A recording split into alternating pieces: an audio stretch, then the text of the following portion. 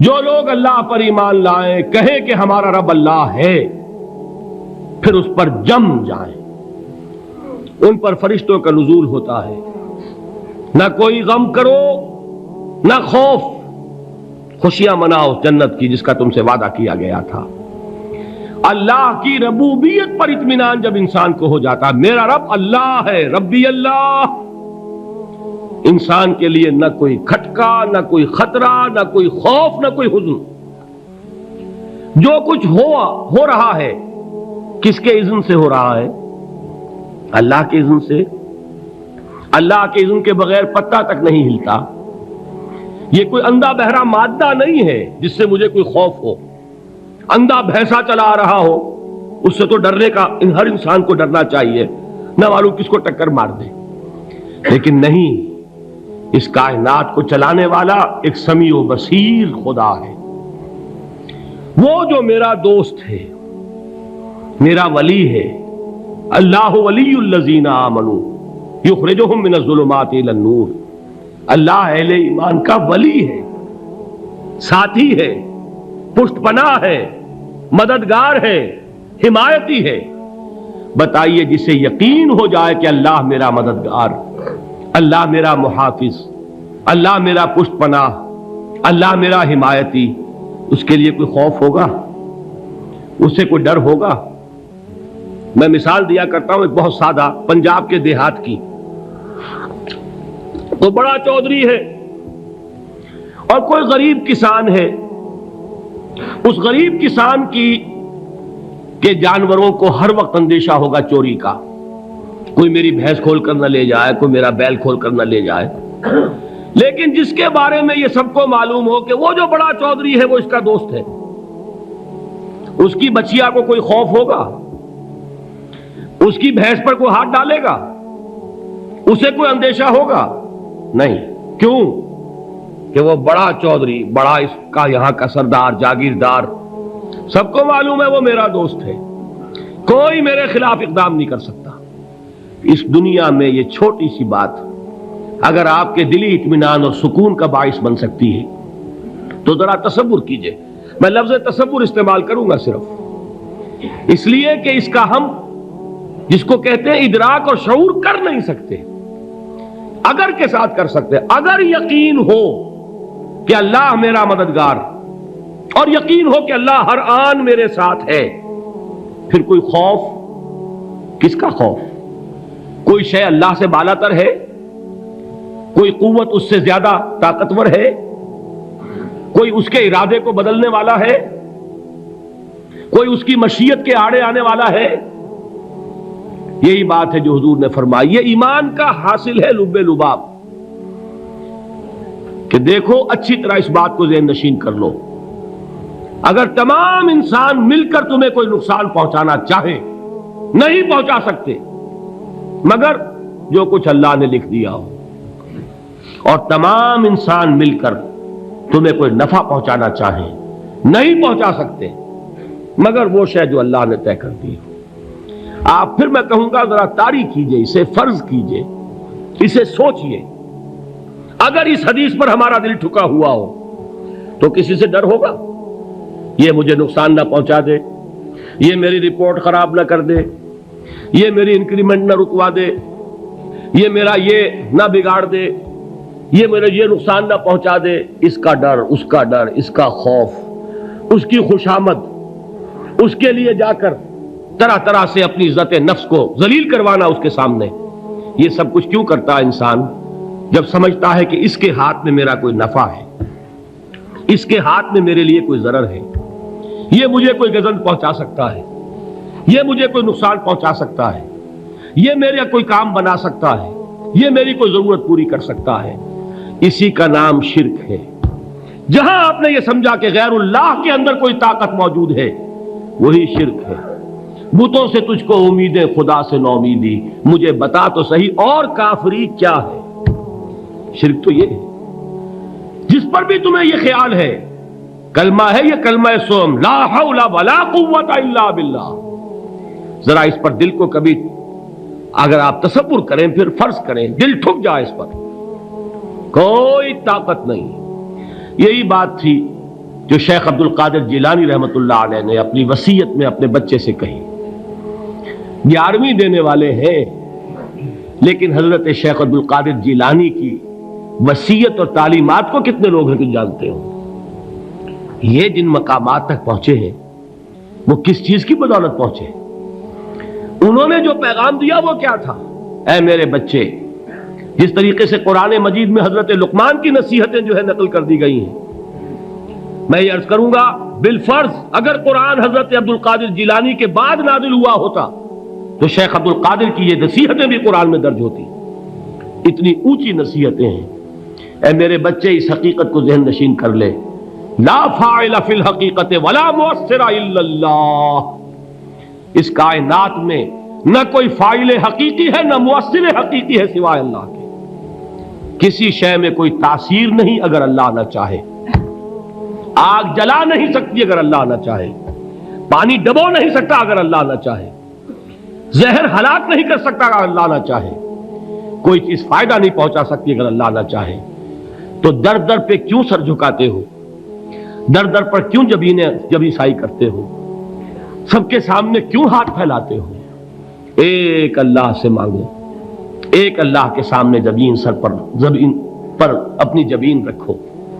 لا فاعل فی الحقیقت ولا مؤثر الا اللہ. نظر آتا ہے ہمیں کہ پانی پیاس بجھا دیتا ہے. پیاس بجھانے کی صلاحیت پانی میں نہیں ہے، اللہ کے اذن سے. کھانا بھوک مٹا دیتا ہے. بھوک مٹانے کی صلاحیت کھانے میں نہیں ہے، اذن رب میں ہے. دیکھیے یہی یقین تھا. حضرت موسیٰ علیہ السلام کا واقعہ یاد کیجئے. سامنے سمندر آ گیا ہے. قوم دیکھتی ہے پیچھے کہ گرد و غبار کا طوفان ہے. معلوم ہوا کہ فرعون اپنے لشکر سمیت آ گیا ہے.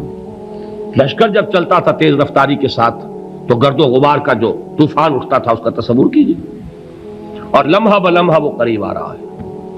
پوری قوم نے کیا کہا؟ اے موسیٰ انا لمدرکون. اے موسیٰ ہم تو پکڑے گئے. قرآن مجید نے تو یہاں وہ باتیں نہیں لکھی ہیں، لیکن تورات میں یہ درج ہے کہ بنی اسرائیل جھگڑنے لگے، دست و گریبان ہو گئے موسیٰ کے ساتھ. موسیٰ ہمیں یہاں مروایا لا کر، اس سے تو ہم ہی بہتر تھے. وہاں کھانے کو ملتا تھا، زندگی تو تھی، بیگار ہم کر رہے تھے، موت تو نہیں تھی. اب جو کچھ ہوگا اس کا تصور کرو، جس طریقے سے ہمارے ٹکڑے اڑائے جائیں گے. تو لڑ رہے ہیں حضرت موسیٰ علیہ السلام سے. یہ تورات کی تفصیل ہے.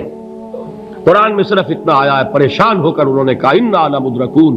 موسیٰ ہم تو پکڑے گئے. اس وقت موسیٰ کا جواب کیا ہے؟ کلا ان معی ربی سیہدین. نہیں، میرے ساتھ میرا رب ہے، وہ راستہ دے گا. بتائیے کہاں راستہ نظر آ رہا ہے؟ یہ ہے ایمان بالغیب. راستہ نظر نہ آئے تب اللہ پر یقین ایمان ہے. جیب میں پیسے ہوں اور تب دل کو اطمینان ہے تو ایمان کس پر ہوا؟ پیسے پر، اللہ پر نہیں.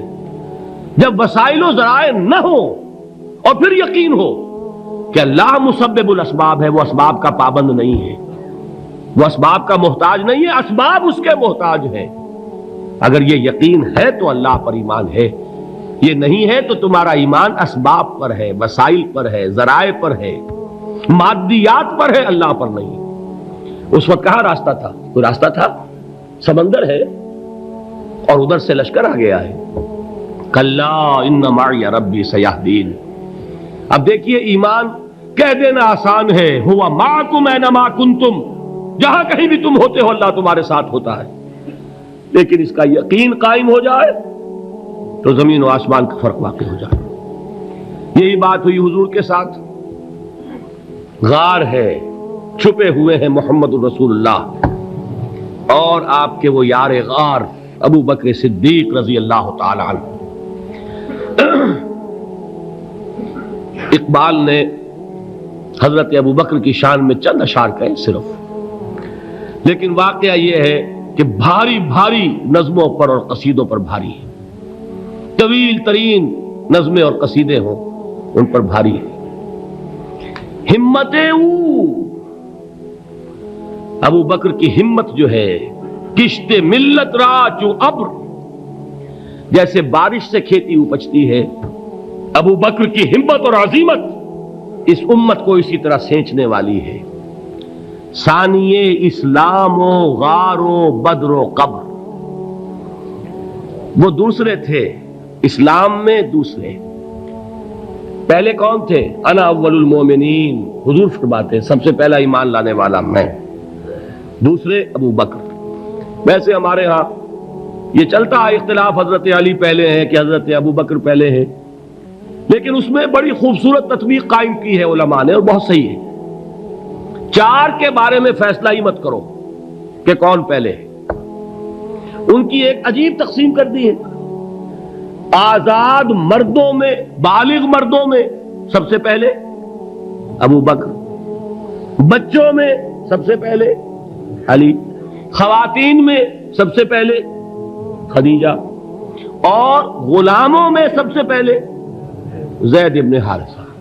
بڑی پیاری تقسیم ہے، یہ چاروں ہی پہلے ہیں، ہر ایک کے لیے اولیت ہے۔ اور واقعہ یہ ہے کہ اگر زمانی اعتبار سے تعین ہوگا تو پہلے خدیجۃ الکبریٰ آئیں گی رضی اللہ تعالی عنہ، کسی اور سے بات کرنے کی نوبت بعد میں آ سکتی ہے، پہلے تو اہلیہ محترمہ سے بات ہوئی، آتے ہی پہلی وحی ہوئی ہے، ابھی تبلیغ کا حکم نہیں تھا۔ کس کو بتایا واقعہ؟ ابھی اپنی نبوت کی تبلیغ کا تو حکم ہی نہیں آیا، واقعہ کس کا ہے؟ وہ خدیجہ کا ہے۔ جب کہا ہے کہ خشیت علی نفسی، مجھے اپنی جان کا اندیشہ ہے، تو کیا جواب دیا خدیجہ نے رضی اللہ تعالی عنہا؟ وہ صدیقۃ الکبریٰ ہے، صدیقات جو ہے خواتین ان میں چوٹی پر خدیجۃ الکبریٰ ہے رضی اللہ تعالی عنہا، اور صدیق جو مرد ہیں ان میں صدیق اکبر ہے ابو بکر صدیق رضی اللہ تعالی عنہ، لیکن صدیقات میں چوٹی پر۔ جب حضور نے فرمایا خشیت علی نفسی، کیا فرمایا؟ کیا عرض کیا؟ کیسے تسلی دی؟ نہیں نہیں، اللہ آپ کو ضائع نہیں کرے گا، آپ غریبوں کے ہمدرد ہیں، آپ مساکین کے تکالیف رفع کرنے والے ہیں، آپ بیواؤں کی سرپرستی کرتے ہیں، آپ مسافروں کی خدمت کرتے ہیں، اللہ آپ کو ضائع نہیں کرے گا۔ یہ یقین ہے اس خاتون کے اندر۔ خیر وہ ایک علیحدہ بات ہو جائے گی۔ میرے دل پر حضرت خدیجہ رضی اللہ تعالیٰ عنہ کی شخصیت کا بڑا گہرا نقش ہے، جو وہ کوئی اور ہی وقت اور موقع ہوا تو بیان ہوگا۔ بہرحال اقبال نے ایک مصرے میں جو چار اولیتیں جمع کر دی ہیں، ہمتیں او کشت امت را چو ابر، ثانی اسلام و غار و بدر و قبر۔ اسلام میں حضور کے بعد پہلے کون؟ ابو بکر۔ غار میں حضور کے ساتھ کون؟ ابو بکر۔ بدر کی رات اللہ کا رسول سربسجود، وہ جھاڑ، وہ گھاس پھوس کی جو جھوپڑی بنائی گئی تھی، اور وہاں تلوار ننگی لے کر پہرا دینے والا کون؟ ابو بکر۔ اور اس حجرہ عائشہ میں محمد کے بعد سب سے پہلے دفن ہونے والا کون؟ ابو بکر رضی اللہ تعالی عنہ وصلی اللہ علیہ وسلم۔ وہ جو معاملہ میں سنا رہا تھا غار ثور کا، حضرت ابو بکر بھی حضور کے خیال سے لرز گئے ہیں۔ آپ کو یاد ہوگا کہ جا کر پہلے تمام جتنے سوراخ تھے انہیں بند کیا ہے، ایک سوراخ رہ گیا تھا جس کو بند کرنے کے لیے کوئی کپڑا نہیں تھا، وہاں اپنی ایڑی رکھی ہے، تب کہا ہے حضور سے تشریف لائیے، اور اپنے زانو پر حضور کو لٹایا ہے، اور وہاں کسی موذی جانور نے کاٹا ہے، حضور کی آنکھ لگ گئی تھی، اس وقت اس بل کے اندر جو بھی بچھو ہے کیا ہے واللہ عالم، اس نے کاٹا ہے، اس کی تکلیف کی وجہ سے ابو بکر کی آنکھوں سے آنسو ٹپک گئے، حضور کے چہرے مبارک پر پڑے ہیں، تو حضور جاگے ہیں، معاملہ کیا ہے؟ ایڑی نہیں ہٹائی وہاں سے، مبادا وہ جانور وہاں سے نکل کر محمد الرسول اللہ کو کوئی گزن پہنچا دے، ابو بکر کی ایڑی ہے، جس طرح چاہے کھا لے، ختم کر دے، جان نکل جائے تب کوئی آنچ آئے محمد پر تو آئے، لیکن جیتے جی نہیں۔ وہ ہے ابو بکر۔ حضور کے خیال سے اس وقت حضور نے پھر اپنا لعاب دہن لگایا ہے، اور اس سے پھر آپ کی تکلیف ختم ہوئی۔ جیسے خیبر میں حضرت علی کی آنکھ دکھ رہی تھی، اس کو جو شفا حاصل ہوئی ہے وہ بھی حضور کے لعاب دہن سے ہوئی۔ تو بہرحال اس وقت انہوں نے کہا ہے کہ اے نبی یا رسول اللہ، اگر اس وقت ان میں سے کسی نے غیر ارادی طور پر بھی اپنے قدموں کی طرف جھانک لیا تو پکڑے جائیں گے۔ کیا جواب تھا اللہ کے رسول کا؟ لا تحزن ان اللہ معنا، اللہ ہمارے ساتھ ہے، کیوں گھبراتے ہو ابو بکر؟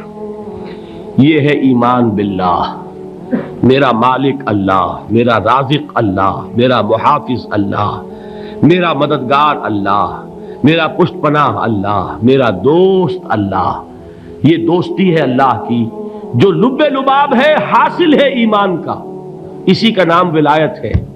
اولیاء اللہ کے سروں پر سینگ نہیں ہوتے، جس کے دل میں ایمان راسخ ہو چکا ہو وہی اللہ کا ولی ہے، جسے اللہ پر یقین ہو چکا ہے وہی اللہ کا ولی ہے، جسے یقین ہے اللہ میرے ساتھ ہے، میرا مددگار، میرا پشت پناہ، میرا ساتھی، میرا دوست، میرا محبوب، میرا محب۔ اللہ اہل ایمان سے محبت کرتا ہے۔ واللہ یحب الصادقین، ان اللہ یحب الذین یقاتلون فی سبیلہ صفا کانہم بنیان مرصوص۔ اللہ محبت کرنے والا، اہل ایمان محبوب، اور اہل ایمان محبت کرنے والے اللہ محبوب۔ والذین آمنوا اشد حبا للہ۔ آپ تصور کیجئے جسے یہ رشتہ ایمان یا رشتہ ولایت حاصل ہو جائے، الا ان اولیاء اللہ لا خوف علیہم ولا هم یحزنون، آگاہ ہو جاؤ، اللہ کے دوستوں کے لیے نہ کوئی خوف ہے نہ کوئی حزن ہے۔